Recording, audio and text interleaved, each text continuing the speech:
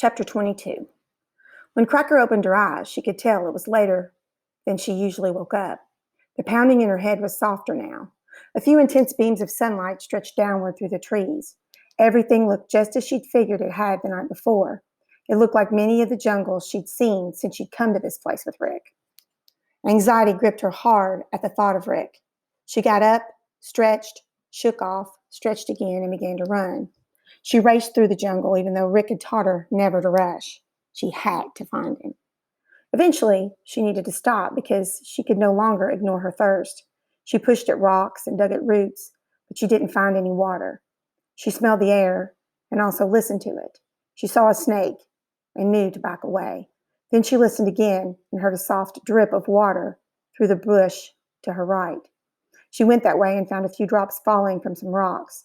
It wasn't much, but it wet her mouth enough to help her move on. She felt a little sick, but she couldn't stop now.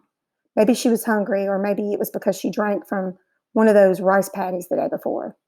She thought again about how Rick always scolded her when she tried to drink from anywhere but his helmet.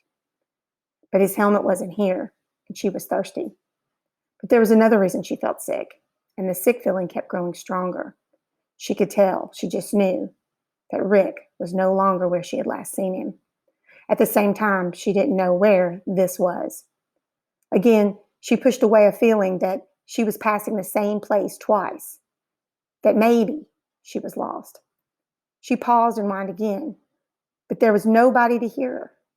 She needed to keep going, but which way? After a while, she struck out in the way that she felt she must have seen him last. The sun was already setting when she finally arrived. She slowed down as she neared the place. Easy. This was the place that had caused all the trouble in the first place. She peeked out of the jungle and saw people just leaving the field. She crouched down so they wouldn't see her. Humans here seemed to get quite excited when they did. She could smell freshly dug dirt, and she could smell decaying bodies underneath that dirt. But no matter how much she concentrated, she couldn't smell Rick. There were other smells, however, that interested her. The smell of chickens, for instance. She lay down and waited for darkness. But when darkness fell, a bunch of men dressed in black went through the homes talking to people. Sometimes she heard shouting or a gunshot. When the men left, the village was silent of human sounds. Yet she sensed that people were awake. She waited more.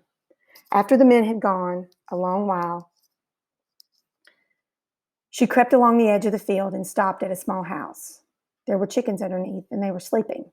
She lunged and grabbed one, setting off a ruckus of chickens and pigs and humans and who knew what else.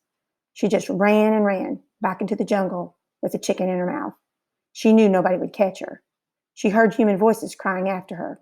She ripped into the chicken's throat and ate the insides and ate some of the feathers.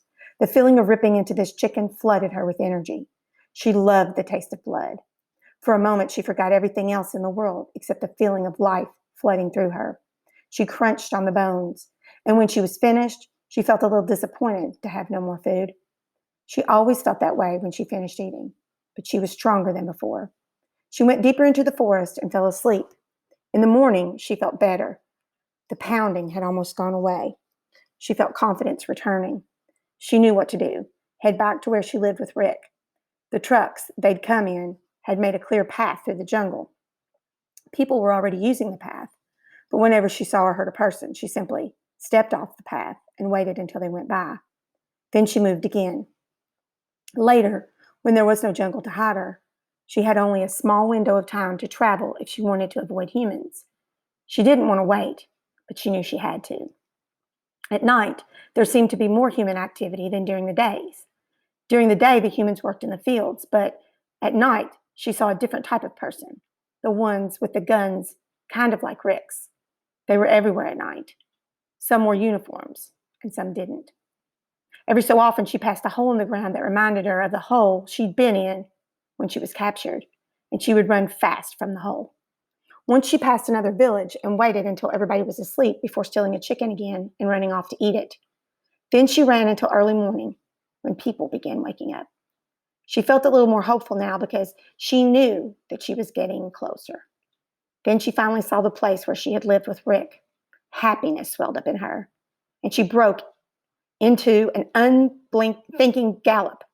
She didn't stop until she was right at the place. It was empty.